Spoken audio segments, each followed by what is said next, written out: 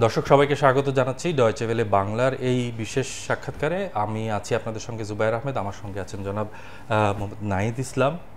তিনি বাংলাদেশের যে এখন যে অন্তর্বর্তীকালীন সরকার, সেই সরকারের ডাক, টেলিযোগাযোগ ও তথ্য প্রযুক্তি মন্ত্রণালয় এবং তথ্য মন্ত্রণালয়, তথ্য সম্প্রচার মন্ত্রণালয়ের উপদেষ্টা, এবং তিনি বৈষম্য বিরোধী যে ছাত্র আন্দোলন, সেই আন্দোলনের প্রধান সমন্বয়ক ছিলেন। আপনাকে স্বাগত। ধন্যবাদ।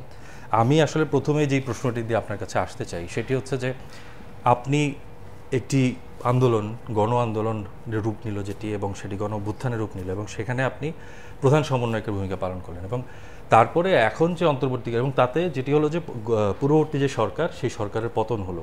তারপরে সেখান থেকে আপনি এখন পরবর্তী যে অন্তর্বর্তীকালীন সরকার, সেই সরকারের অংশ হলেন। এই যে দুটি রোল, এই দুটি রোলের মধ্যে আপনি কীভাবে পার্থক্য দেখেন, এবং সেইখানে আসলে মানে কাজ করতে গিয়ে আপনি কি কোনো এই নিরপেক্ষতাটা কিভাবে আপনি নিশ্চিত করেন? দেখুন, আমরা এটা ফ্যাসিজমের বিরুদ্ধে এই অভ্যুত্থান করেছি, এবং এই অভ্যুত্থানের যে প্রতিশ্রুতি, সেই প্রতিশ্রুতিগুলো নিয়ে কিন্তু আমরা সরকারে এসেছি। ফলে আমাদের ভূমিকা সরকারের, মানে আমরা যখন রাজপথে ছিলাম, এখন সরকারে আছি, ভূমিকাটা কিন্তু একই থাকছে, উদ্দেশ্য এবং লক্ষ্যটা একই থাকছে, যে আমরা এই ফ্যাসিস্ট যে কাঠামো, সেই কাঠামোকে বিলোপ করে একটি নতুন বাংলাদেশ করতে চাই, যেখানে সামাজিক ন্যায় বিচার ও গণতন্ত্র নিশ্চিত থাকবে। তো আমরা সরকারের থেকেও সেই একই কাজটি করছি, হয়তো আমাদের পদ্ধতিটি আলাদা হয়েছে, কিন্তু আমাদের ভূমিকা এবং লক্ষ্য উদ্দেশ্য কিন্তু একই রয়েছে। আচ্ছা, মানে সেই ক্ষেত্রে আমি এই বিষয়ে সরকারে কীভাবে কাজ করছেন আপনারা, আমি এই বিষয়টিতে আসছি। তার আগে আমি একটু জানতে চাই যে আপনারা মানে এই যে আন্দোলনে যারা মারা গেলেন এবং হচ্ছে যারা আহত হয়েছেন, তার সেটা নিয়ে একটি ডেটাবেস করার কথা, সে কাজটা কতটুকু চলছে? আমাদের স্বাস্থ্য মন্ত্রণালয় থেকে একটি কমিটি করা হয়েছে, যেখানে বৈষম্যবিরোধী আন্দোলনের সদস্যরাও রয়েছে। তারা আহতদের নিয়ে কাজ করতেছে, শহীদদের তালিকা প্রণয়ন করতেছে, এটি প্রায় শেষের দিকে। এবং যে ফাউন্ডেশন, সেই ফাউন্ডেশনটিও এই তালিকার কাজের সাথে যুক্ত আছে। আশা করি খুব দ্রুত সময়ের মধ্যেই এই তালিকাটি প্রকাশিত হবে। এইবার একটু আপনি মানে এই সরকারের যেহেতু একটি ম্যান্ডেট বা উদ্দেশ্য হচ্ছে একটি সংস্কারমূলক একটা প্রক্রিয়ার মধ্যে দিয়ে যাওয়া এবং তারপরে নির্বাচন, তো এই মানে বিষয়টা একটু যদি বলেন যে আপনি নিজে তরুণদের প্রতিনিধি হিসেবে এই সংস্কারের জায়গা থেকে আপনি কি কি পরামর্শ দিচ্ছেন, এবং সরকার আসলে কি ধরনের সংস্কারের জায়গাগুলো নিয়ে কাজ করছে?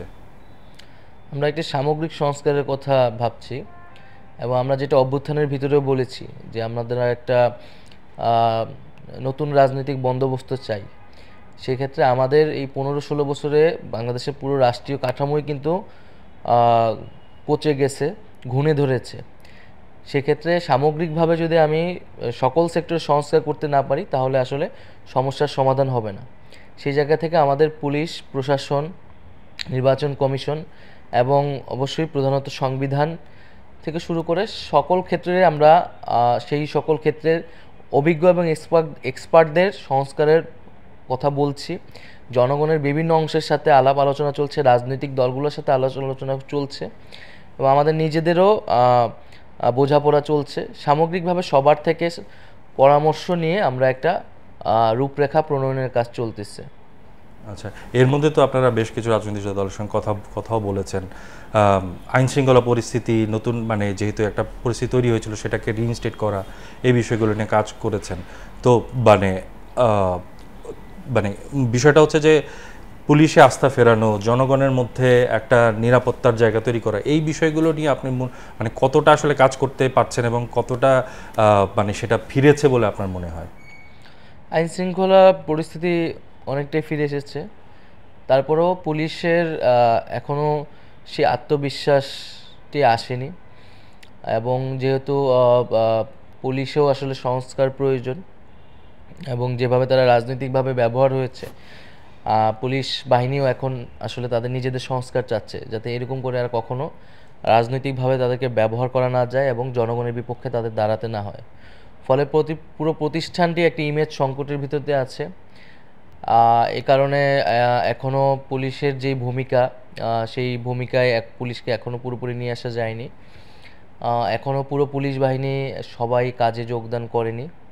তবে বেশিরভাগই যোগদান করেছেন এবং ধীরে ধীরে আইন শৃঙ্খলা পরিস্থিতি ঠিক দিকে যাচ্ছে আর কি। আপনি মানে একটা রাজনৈতিক বন্দোবস্তের কথা বললেন, মানে সেটা আসলে নিশ্চিত করবেন কীভাবে? আমার মানে প্রশ্নটা এই জায়গায় যে একটা হচ্ছে যে আপনি রাষ্ট্রীয় যে ইনস্টিটিউশন সেই জায়গাগুলোতে কিছু সংস্কারের কাজ আপনারা হয়তো করবেন, কিন্তু যেই আমাদের যে সংস্কৃতি, রাজনৈতিক সংস্কৃতি মাঠে যেটা এতদিন ধরে হয়ে আসছে, তো সেই জায়গায় আসলে সংস্কার বা সেই জায়গায় পরিবর্তন, নতুন যে বন্দোবস্তের কথা বলছেন, সেটা আসলে কিভাবে আপনারা মানে নিশ্চিত করবেন বা করার? দেখেন, রাষ্ট্রের জায়গা থেকে বা সরকারের জায়গা থেকে সব কিছু করা সম্ভব নয়, এবং এই ফ্যাসিবাদ কিন্তু কেবল রাষ্ট্রীয় ফ্যাসিবাদ নয়, তার একটা সামাজিক তাৎপর্য রয়েছে। সমাজেও কিন্তু এই ফ্যাসিবাদ রয়ে গেছে। তো আপনি যদি সেই সমাজে পরিবর্তন না আনতে পারেন এবং রাজনৈতিক সংস্কৃতিতে পরিবর্তন না আনতে পারেন, তাহলে কিন্তু এই ফ্যাসিবাদ থেকে আমরা দীর্ঘমেয়াদী মুক্তি পাবো না। তো যেহেতু আমাদের সমাজের ভিতরে একটা নতুন জাগরণ তৈরি হয়েছে, মানুষের ভিতরে চিন্তাভাবনা এসেছে, মানুষ একটা নতুন রাজনীতির কথা ভাবছে, ফলে আমাদের কিন্তু একটা নতুন ধরনের চুক্তিতে যেতে হবে আসলে, যে আমরা আসলে কেমন রাষ্ট্রটা চাই, আমাদের সমাজে আসলে রাজনীতির ধরনটা কি হবে, কারা রাজনীতি করতে পারবে এবং কারা করতে পারবে না। তো এই বিষয়টাকে আমরা বলতেছি একটা নিউ পলিটিক্যাল সেটেলমেন্টে আমাদের যেতে হবে, যে আমাদের ফ্যাসিস্ট শক্তিকে আমরা আসলে সমাজে কিভাবে তাদেরকে বিলোপ করব এবং একটা গণতান্ত্রিক সংস্কৃতি কিভাবে আমরা প্রতিষ্ঠা করব। তো সেই বিষয়ে তো আমাদের সরকার, রাষ্ট্র এবং সমাজের সব দিক থেকে কিন্তু আমাদের একটা নতুন বোঝাপড়ায় যেতে হবে। আপনার কি মনে হয় যে আমাদের যে নির্বাচন ব্যবস্থা, সেইখানে কোনো পরিবর্তনের প্রয়োজন আছে? অবশ্যই নির্বাচন ব্যবস্থা নিয়ে কিন্তু সবাই কথা বলছে, সংখ্যানুপাতিক নির্বাচনের কথা আছে। তো এবং আমাদের গত 50 বছরের যে নির্বাচনগুলো হয়েছে সেগুলো আমাদের পর্যালোচনা করা প্রয়োজন, এবং বর্তমান বিশ্বে আসলে যে ধরনের নির্বাচন ব্যবস্থাগুলো আছে সেগুলোর মধ্যে আমাদের যেটা গ্রহণযোগ্য, যৌক্তিক এক নির্বাচন ব্যবস্থার ভিতরে সংস্কার আনা যদি প্রয়োজন হয়, সেটি আনা অবশ্যই প্রয়োজন। কারণ আমরা যেহেতু বলছি যে সামগ্রিকভাবে আমরা পরিবর্তন করা দরকার, তাই আমাদের যে কোনো সেক্টরই আমাদের যেহেতু এখন সুযোগ এসেছে, যেটা আমাদের প্রয়োজন এবং যেটা যৌক্তিক সেটা আমাদের অবশ্যই করতে হবে। আর মানে সেই ক্ষেত্রে আমি যেহেতু নির্বাচনের প্রসঙ্গে আসছে, শিক্ষার্থীদের পক্ষ থেকে একটি রাজনৈতিক দল করার কথা বেশ কিছুদিন ধরে শোনা যাচ্ছিল, এবং এখন যদিও আলোচনাটা একটু স্তীমিত, কিন্তু আমরা কিছুদিন আগেও খুব শুনছিলাম আর কি। এবং সেই ক্ষেত্রে মানে সেই রাজনৈতিক দল যেহেতু যারা সমন্বয়ক ছিলেন তাদের কাছে এই প্রশ্নগুলো আসছে বারবার, তাই আপনার কাছেও আমি করছি আবার, সেই রাজনৈতিক দলের ভাবনাটা এখন কোন পর্যায়ে আছে এবং আপনি আসলে ভবিষ্যতে রাজনীতিতে কিভাবে আসতে চান? রাজনৈতিক দলের কোনো ভাবনা বা কোনো বক্তব্য আসলে আমাদের থেকে যায়নি, বরং নানা পক্ষ থেকে এটি বলা হয়েছে, বা জনগণের জায়গা থেকে হয়তো একটা আকাঙ্ক্ষা আছে। কিন্তু আমরা বলেছি যে এখন আসলে রাজনৈতিক দল গঠনের সময় নয়, এখন আসলে দেশ গঠনের সময়। আমাদের শিক্ষার্থীদের প্রতিনিধির জায়গা থেকে আমরা সরকারে আছি, আমাদের বাইরে যারা আছে তারাও কাজ করে যাচ্ছে, ফলে আমাদের একটা ন্যাশনাল যেই ইউনিটি তৈরি হয়েছে এই গণঅভ্যুত্থানকে কেন্দ্র করে, সেই ঐক্যটাকে ধরে রাখতে হবে, ধরে রেখে আমাদের দেশ গঠনের জন্য কাজ করতে হবে। যখন নির্বাচন আসবে তখন আসলে রাজনৈতিক দলের প্রশ্নটি আসবে, এবং আমরা সেটি সেই সময়ের জন্যই ছেড়ে দিচ্ছি। এখন আমরা ছাত্রদের নেতৃত্বে সকলের ভিতরে ঐক্য বজায় রেখে দেশ গঠনের জন্য কাজ করতে চাচ্ছি। আর আপনার ভাবনাটা কি? আমি ব্যক্তিগতভাবে তো রাজনীতি করার ইচ্ছা ছিল, কিন্তু একটা অভ্যুত্থানের মধ্য দিয়ে জনগণকে সাথে নিয়ে জনগণের প্রতিনিধিত্ব হিসেবে আমি আজকে এখানে আসি। এটা রাজনীতি, সেটা জনগণের উপরই আমি ছেড়ে দিচ্ছি। যদি জনগণ প্রত্যাশা করে বা আমার সেই ধরনের ভূমিকা রাখার সুযোগ থাকে, আমি সেটা ভবিষ্যতে রাখবো।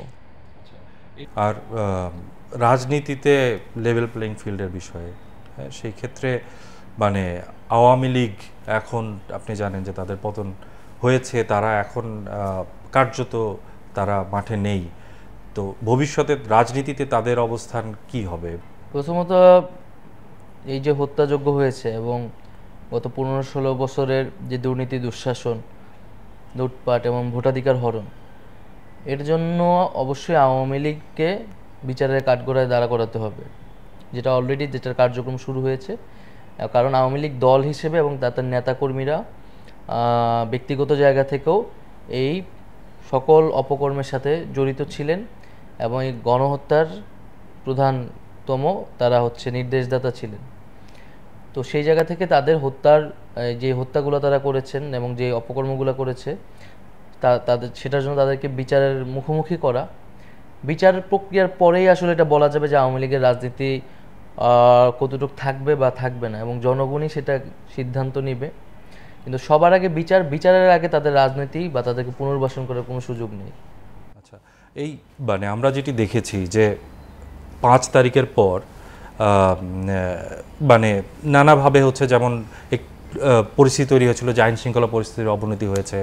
তারপর হচ্ছে সেই ক্ষেত্রে আমরা রাস্তায় বেশ কিছু সময় হচ্ছে যে পুলিশ ছিল, সেখানে আমরা দেখি শিক্ষার্থীরা সেখানে কাজ করেছে মানে শৃঙ্খলা ফিরিয়ে আনার ব্যাপারে। আমরা দেখেছি যে তারা যখন সংখ্যালঘুদের উপর হামলা হয়েছে তারা অনেকেই সেখানে গিয়ে সেটা প্রোটেক্ট করার চেষ্টা করেছে বা পাহারা দিয়েছে।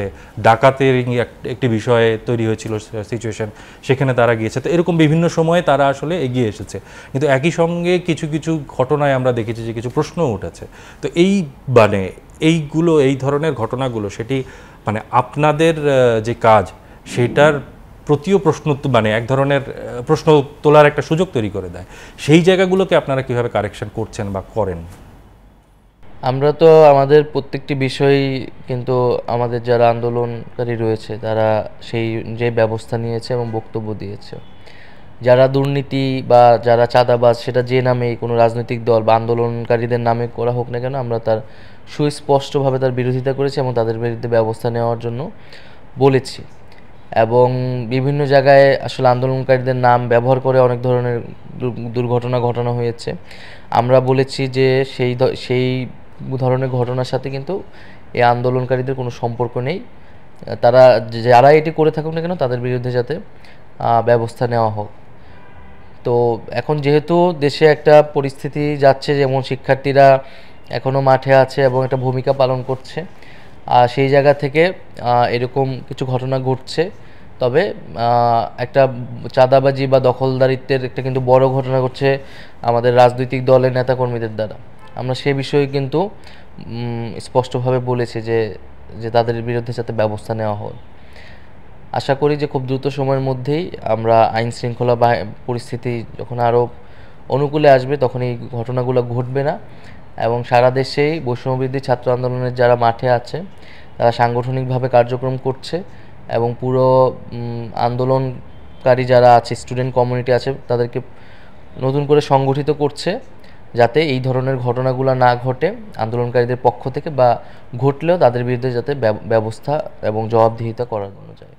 আচ্ছা, আপনার মন্ত্রণালয়ে, আপনি তো তথ্য মন্ত্রণালয়েও আছেন, মানে যেই কয়েকটি বিষয় নিয়ে আসলে সাংবাদিকদের মধ্যে একটা বিষয় একটা আছে, তার মধ্যে একটি হচ্ছে ডিজিটাল সিকিউরিটি অ্যাক্ট।